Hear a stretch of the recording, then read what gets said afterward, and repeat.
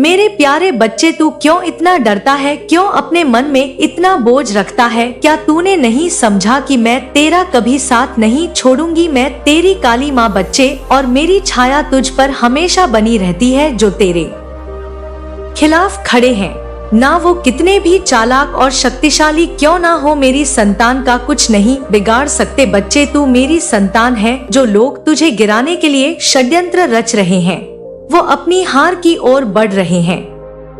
उन्होंने हर संभव प्रयास किया है। हाँ बच्चे, हर रास्ता अपनाया, लेकिन उन्हें सफलता नहीं मिली। क्यों? क्योंकि मैं स्वयं तेरे साथ हूँ। मेरी शक्ति, मेरा आशीर्वाद तुझ पर है बच्चे, और जो मुझ पर विश्वास करता है उसका कोई भी शत्रु कभी कुछ नहीं बिगाड़ सकता। अब ध्यान से सुन मेरे बच्चे सारी बात, ये कोई सहयोग नहीं है। तू यहाँ तक आया है, यहाँ मैंने स्वयं मुझे बुलाया है। जो महिला तुझे गिराने की कोशिश कर रही है, वह तेरे शत्रुओं के घर ही, हाँ बच्ची, तेरे शत्रुओं के घर की एक सदस्य है। यह महिला तेरे खिलाफ अपनी चालें चल रही है। मैंने तुझे कल बताया था बच्चे कि एक मौलवी के पास ये गई थी, वहाँ तेरी तस्वीर उसको दिखाई। यह बहुत जगह जा चुकी है बच्ची, तांत्रिकों के पास जा चुकी है, बहुत सारे मौलवियों के पास जा चुकी है, और यहाँ तक कि बच्चे इसने अघरियों तक को नहीं छोड़ा। उसने हर संभव प्रयास किया। तेरे शत्रु ने हर प्रकार की शक्ति का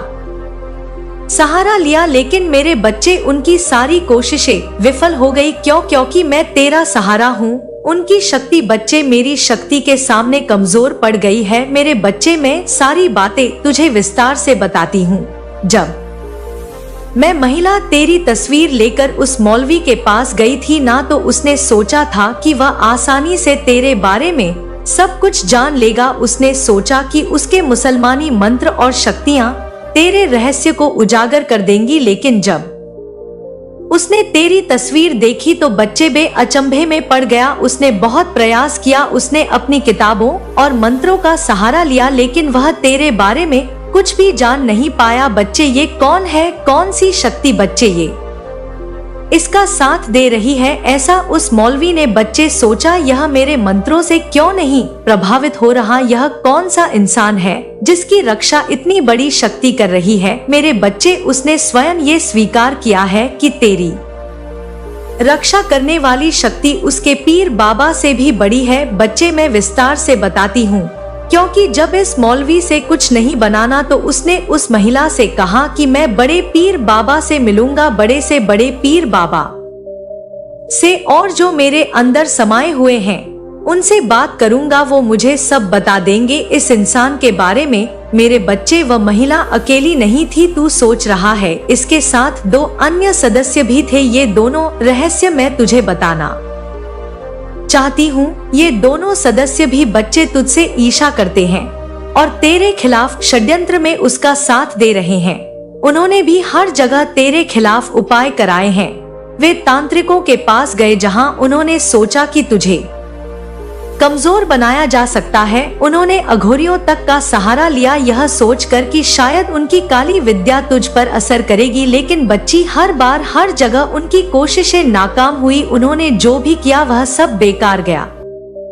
बच्चे, जब वह मौलवी तेरे बारे में कुछ भी नहीं जान पाया तो उसने बच्चे बताया उस महिला से क्या कहा। उसने कहा कि मुझे यह तस्वीर दूं, मैं इसे अपने स्थान पर ले जाऊंगा, मेरे पीर बाबा की दरगाह पर इसे रखूंगा और वहां अपनी किताबों से पता करूंगा कि यह कौन है। और मेरे बच्चे, उसने यह भी कहा कि मैं तेरी शक्ति को बंद कर देगा। उसने दावा किया कि उसकी किताबों में ऐसे मंत्र हैं जो किसी भी देवी देवता की शक्ति को रोक सकते हैं, लेकिन मेरे बच्चे, वह ये नहीं जानता कि उसकी किताबें और उसके मंत्री शक्ति के सामने कुछ भी नहीं है। उसने सोचा कि वह मुझे रोक सकता है, लेकिन यह उसकी भूल थी। बच्चे, उस महिला से पता है इसने मौलवी ने क्या कहा। उसने कहा कि मेरे पीर बाबा में इतनी शक्ति है कि चाहे काली माँ हो, चाहे भोलेनाथ हो, चाहे कितनी भी बड़ी शक्ति हो, वह मेरे पीर बाबा के सामने टिक नहीं सकती। मेरे पीर बाबा सारी शक्तियों को बांध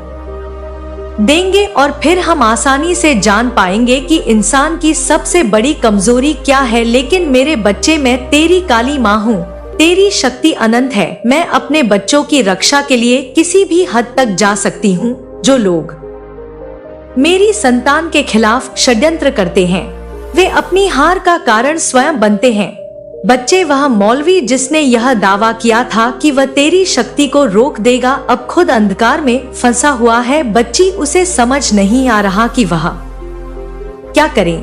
लेकिन बच्चे, वह महिला को पागल बनाया जा रहा है। उसे नहीं पता कि कैसे वो काली माँ की शक्तियों का सामना करेगा। वह महिला जिसने तेरे खिलाफ इतना कुछ किया है, वह खुद भी अपने कर्मों का फल भोगेगी। बच्चे, तू खुद देखेगा अपनी आंखों से। तू चिंता ना कर बच्चे, तेरी माँ सदैव तेरे साथ है। उस महिला ने जो तेरी तस्वीर लेकर उस मौलवी के पास जो जा रही है, वह उसको दिखा रही है। वह इतनी ईर्ष्या करती है तुझसे, इतने द्वेष भरी हुई है बच्चे की उसने उस मौलवी को बहुत भरोसे से कहा है कि मुझे पता है कि आप ही इस काम को कर सकते हो। मैंने बहुत जगह कोशिश की लेकिन कोई कुछ नहीं कर पाया। मुझे यकीन है कि आप मेरी मदद करोगे। लेकिन बच्चे, इस मौलवी को भी समझ नहीं आ रहा कि कैसे वो इस तुम्हारी निर्णय लेने की शक्ति समाप्त हो जाए और तुम अपने कार्यों में असफल हो जाओ।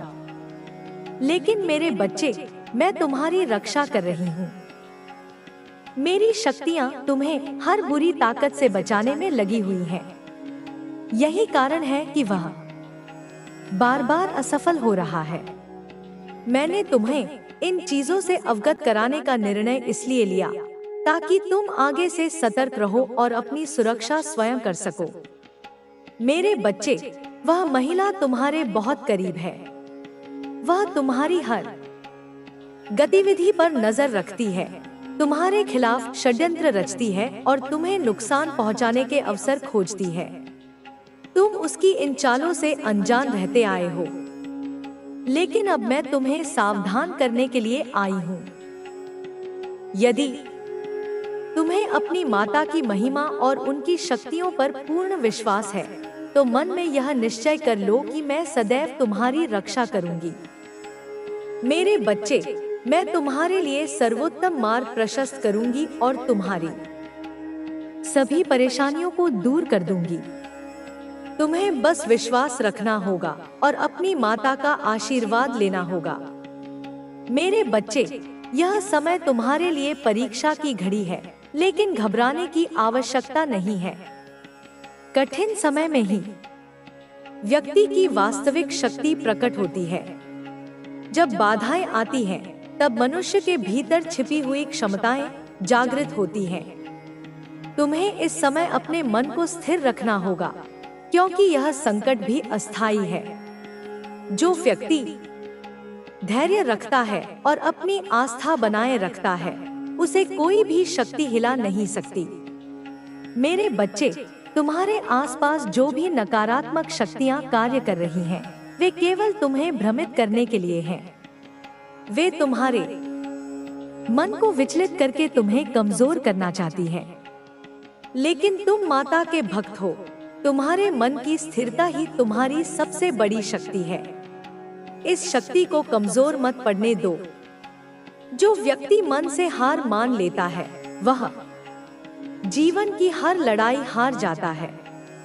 लेकिन जो व्यक्ति संकल्प लेता है कि वह किसी भी परिस्थिति में अपने मार्ग से विचलित नहीं होगा, वह अंततः विजयी होता है। तुम्हारे जीवन में जो भी बाधाएं आई हैं, वे तुम्हें रोकने के लिए नहीं बल्कि तुम्हें और मजबूत बनाने के लिए आई हैं। यदि तुम इनका सामना धैर्य और विवेक से करोगे, तो यही बाधाएं तुम्हारी सफलता का मार्ग प्रशस्त करेंगी। तुम्हें अपने भीतर की ऊर्जा को पहचानना होगा। तुम्हारे पास अपार शक्ति है, लेकिन अभी तक तुमने उसे जागृत नहीं किया। मेरे बच्चे, यह मत भूलो कि ब्रह्मांड में जो कुछ भी होता है, वह किसी न किसी उद्देश्य से होता है। यदि तुम्हें कठिनाइयों का सामना करना पड़ रहा है, तो इसका अर्थ है कि तुम्हें अपने जीवन में कुछ महत्वपूर्ण सीखने की आवश्यकता है।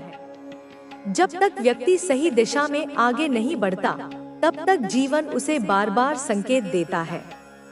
यह संकेत कई रूपों में आते हैं। कभी किसी व्यक्ति के माध्यम से, कभी किसी घटना के रूप में और कभी कभी परिस्थितियों की कसौटी पर परखे जाने के रूप में। तुम्हें अपने आसपास के संकेतों को समझना होगा। जो लोग तुम्हें कमजोर करने की कोशिश कर रहे हैं, वे इसलिए सफल हो पा रहे हैं क्योंकि तुमने स्वयं अपनी शक्ति को पूरी तरह से स्वीकार नहीं किया है। जब तुम यह जान जाओगे कि तुम अजय हो, तब कोई भी शक्ति तुम्हें रोक नहीं पाएगी। तुम्हारे शत्रु तुम्हें मानसिक रूप से कमजोर करना चाहते हैं, क्योंकि वे जानते हैं कि जब व्यक्ति मानसिक रूप से कमजोर हो जाता है तो वह आसानी से हार मान लेता है। लेकिन तुम अपने विचारों को नियंत्रित करके इस षड्यंत्र को विफल कर सकते हो। तुम्हें नकारात्मक विचारों से बचना होगा और अपने मन में केवल सकारात्मकता को स्थान देना होगा।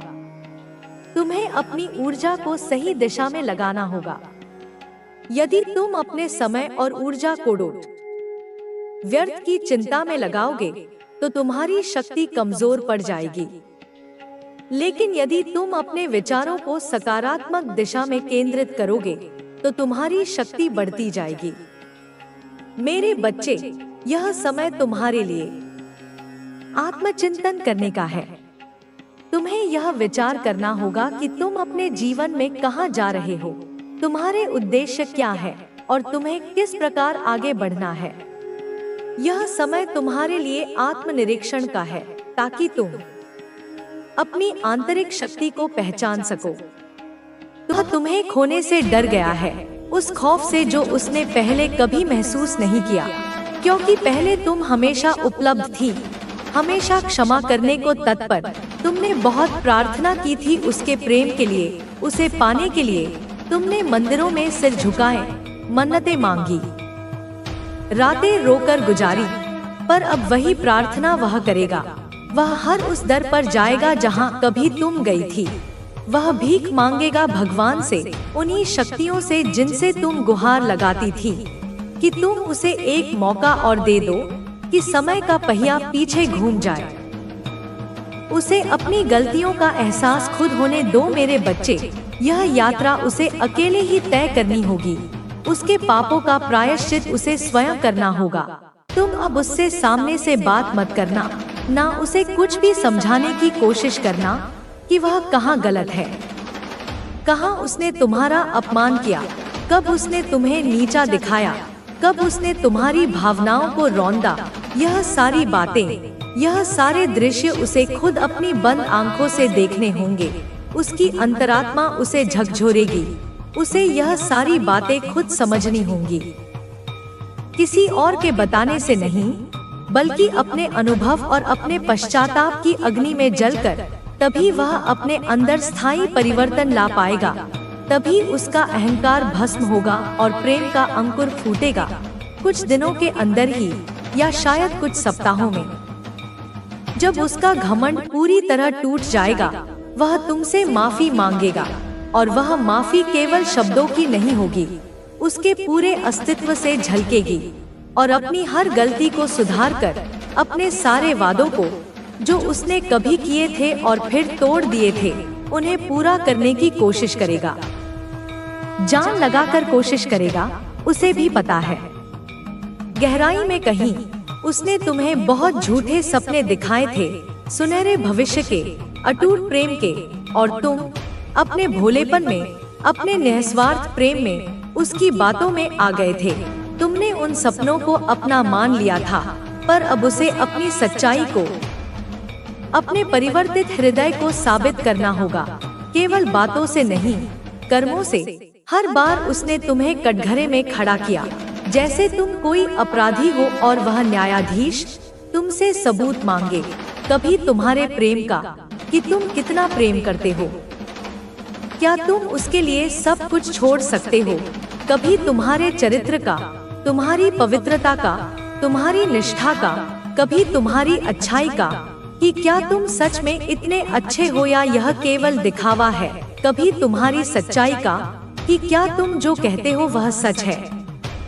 हर बात पर, हर कदम पर, छोटी छोटी बातों पर तुमसे सबूत मांगे गए, तुम्हारी परीक्षा ली गई। पर अब उसी कटघरे में वह खड़ा होगा। समय का चक्र देखो मेरे बच्चे, अब न्याय होगा, जहाँ उसे खुद की मासूमियत को, जो उसने कभी तुम्हारे सामने होने का दावा किया था, उसे साबित करना होगा।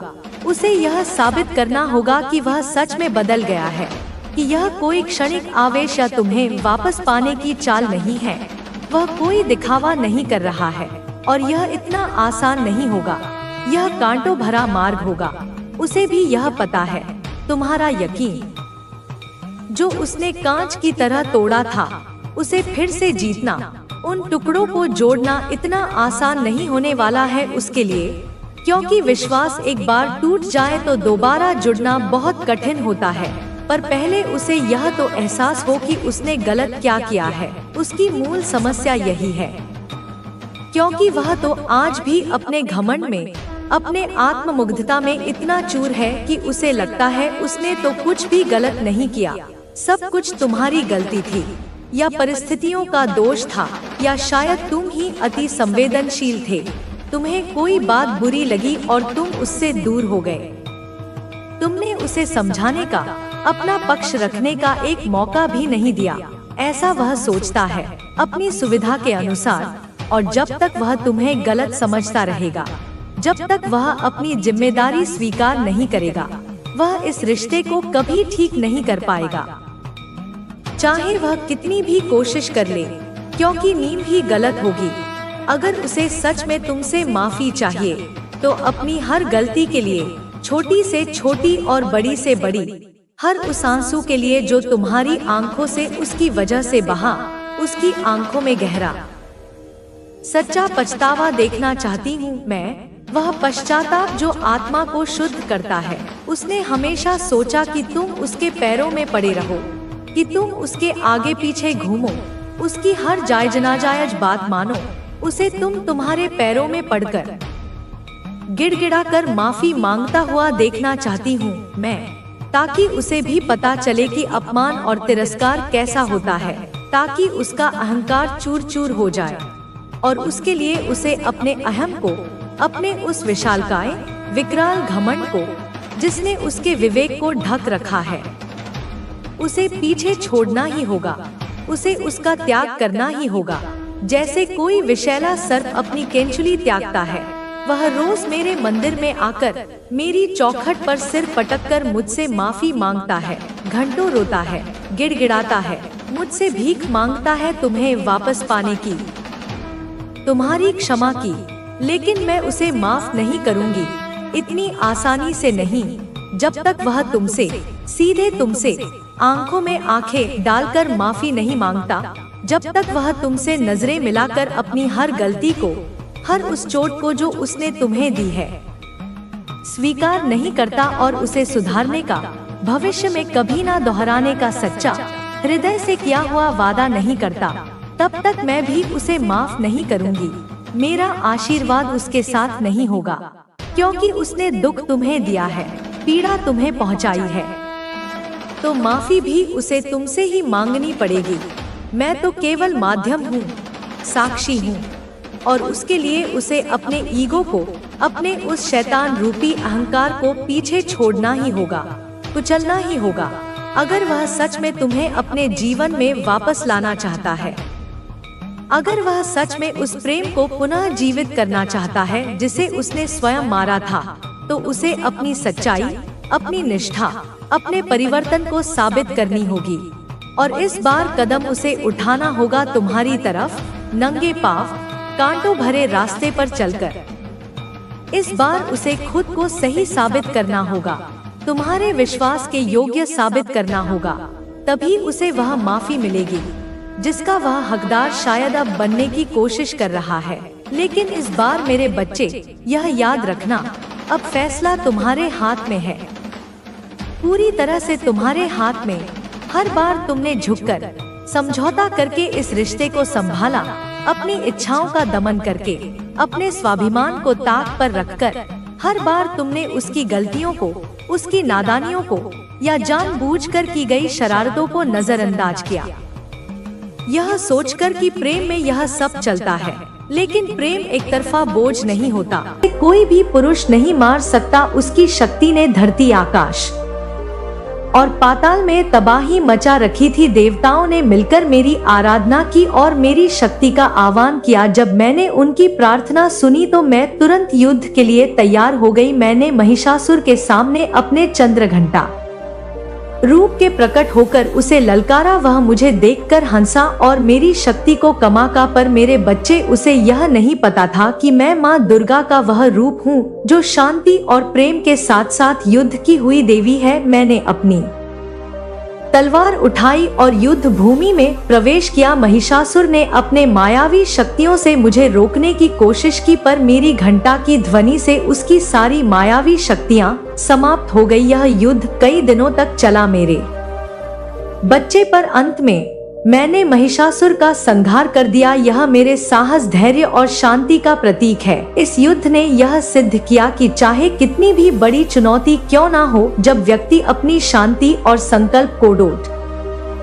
पहचानता है तो वह किसी भी राक्षस को हरा सकता है। महिषासुर का वध मेरे लिए केवल एक जीत नहीं थी मेरे बच्चे, यह एक संदेश था कि कोई भी बुराई ज्यादा देर तक टिक नहीं सकती, और वो भी तब जब सत्य और शक्ति का संगम हो। तुझे ये कहानी मैं क्यों सुना रही हूँ? अब मैं इसका तुझे जवाब देती हूँ। मेरे बच्ची, मैं तुझे कथा इसलिए सुना रही हूँ ताकि तू समझ सके कि तेरे जीवन में जो भी मुश्किलें आ रही हैं, वे अस्थायी है। तुझे महिषासुर जैसे राक्षसों का सामना करने की जरूरत नहीं है, पर तुझे अपने जीवन की कठिनाइयों और चुनौतियों का सामना करना है। हो सकता है कि तेरे जीवन में कुछ ऐसे स्थितियां आए हो जहां तुझे लगा हो कि अब कुछ नहीं बचा, तेरा रास्ता बंद हो गया है, पर मैं तुझसे कहती हूँ मेरे बच्चे कि तू अपनी आंतरिक शक्ति को पहचान। जिस तरह मैंने महिषासुर का सामना किया, उसी तरह तुझे भी अपनी मुश्किलों का सामना करना है। तेरे पास वह शक्ति है जिससे तू किसी भी कठिनाई को हरा सकता है। तुझे सिर्फ अपने भीतर की शक्ति पर विश्वास रखना होगा। अब मेरे बच्चे ध्यान से सुन, तेरे जीवन में आने वाले समय में क्या होने वाला है मैं तुझे वह बताती हूँ। तुझे यह जानकर प्रसन्नता होगी कि जो भी संकट तेरे जीवन में है वह समाप्त होने वाले हैं। तेरे जीवन में एक नई दिशा देने आई हूँ।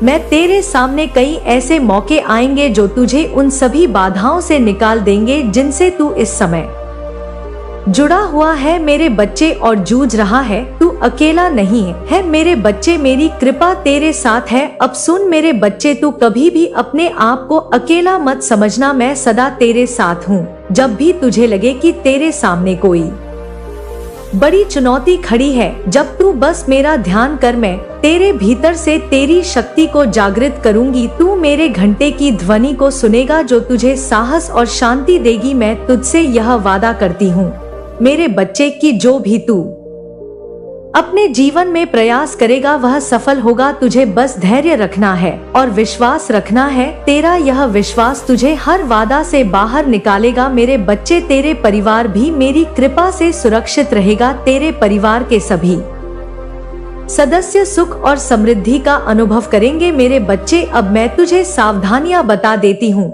कुछ जो जरूरी है, बहुत जिन्हें ध्यान में तुझे रखना है। मेरे बच्चे, सावधानियां सुन। जब तू सफलता की ओर बढ़ेगा तब कई बार तेरे सामने लालच, अहंकार और भ्रम की स्थिति आ सकती है, पर तुझे इनसे दूर रहना है। तुझे अपनी सच्चाई और विनम्रता को कभी नहीं छोड़ना है। या याद रख मेरे प्यारे बच्चे, जितना तू विनम्र और सच्चा रहेगा उतनी ही मेरी कृपा तुझ पर बनी रहेगी। तुझे यह समझना होगा कि जो लोग तुझसे जलते हैं वह तुझे गिराने की कोशिश करेंगे। वे तुझसे ईर्ष्या करेंगे और तुझे गुमराह करने की कोशिश करेंगे, पर तुझे उनकी बातों में नहीं आना है। तुझे बस अपने लक्ष्य पर ध्यान केंद्रित करना है और अपनी साधना, मेहनत और सच्चाई से अपने मार्ग पर चलना है। अब मैं तुझे यह भी बताना चाहती हूँ कि मेरी पूजा कैसे करनी होगी और तुझे कैसा करने चाहिए ताकि मेरी कृपा तुझ पर सदा बनी रहे। अब शक्ति और शांति की प्राप्ति मेरी पूजा से सबसे महत्वपूर्ण है, और वह श्रद्धा